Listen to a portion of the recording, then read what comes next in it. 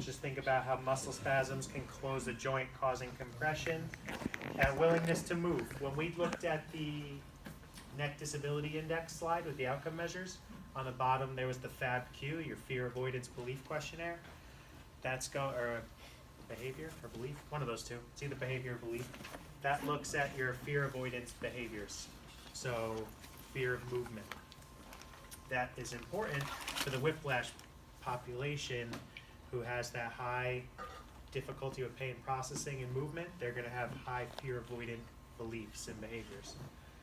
So active range, we got flexion, extension, side bending, rotation, upper cervical flexion, upper cervical extension.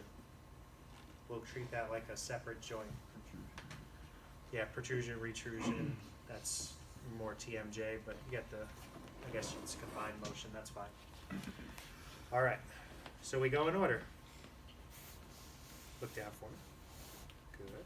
Any pain? No. Okay, gonna apply a little pressure. Ooh, it's like a turtle. Good. And then come up. I'm just looking for asymmetries, if there's any ouch, and I'm getting my end feel. Sorry, go back down. I should probably do this without talking as much. Come up a little bit, and then pull up. Oh, sorry, don't let me push you any further. Good. And then look all the way up towards the ceiling. Any pain? Gentle with this. Good. Come on out of that a little bit. And don't let me push you backwards.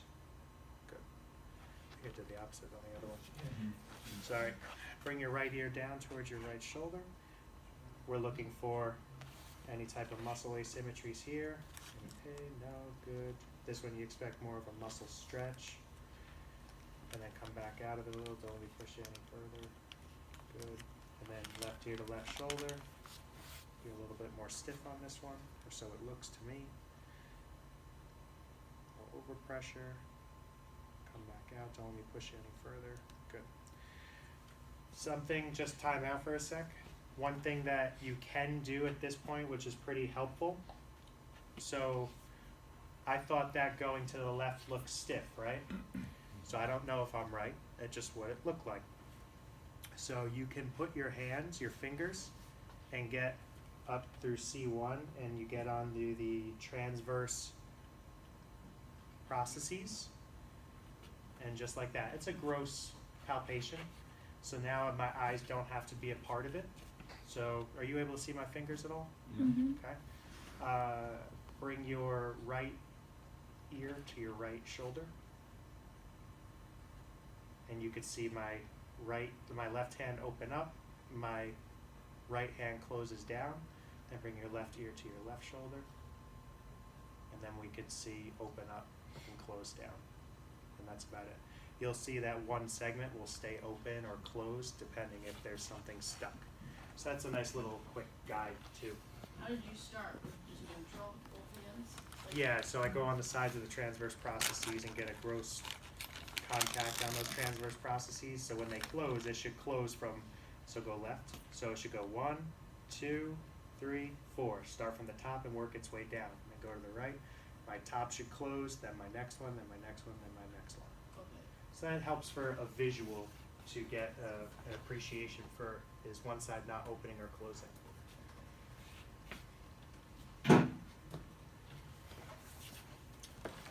Stabilize the shoulders so this doesn't move her T-spine. Look all the way to your right. Is that as far as you go? All right, you cheat a little bit, that's fine. Okay, overpressure, come out of it, turn to your left.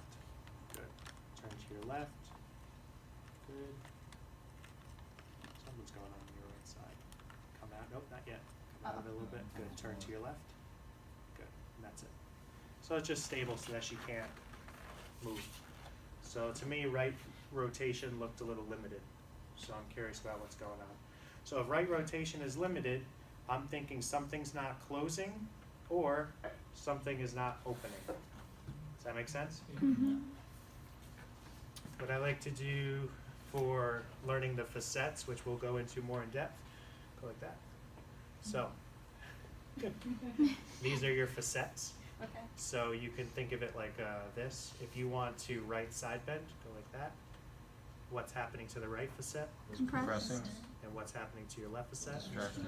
So one's flexing and opening, the other is compressing and closing. So extension, flexion, same thing. When we're here and we want to flex, we're opening and translating forward. We're this, we're closing, translating backwards. So that's how we look at vertebrae. Magic guys. Spear fingers. That's actually in a slide later on. It's great. Dr. E's in it. For retraction, so I want you to bring your chin down towards your back here. Yep, perfect. Do a little overpressure. Good. And now don't let me pull you out. Good. And then I want you to look up towards that blinding light. Good. And then we do just a little tilt back. Good. And then don't let me push you forward. Good. That's it. Did we get all of them? Mm-hmm. Can you do the flexion one more time, so it's a tuck, and then your hand was here and here? So tucking, and then I'm trying to pull. So that's for the retraction. So these, you got cervical retraction, flexion, extension, rotation, side bend. And that's about it. You're looking at position, she's sitting. Is there any abnormal motion? So right now, for her, I would be concerned about possible right side bending and then right rotation. Is there pain with overpressure? And then she has no numbing or tingling, so I'm not worried about these columns on the right, about repeated motion, centralization, and peripheralization. That's all nerve-related stuff.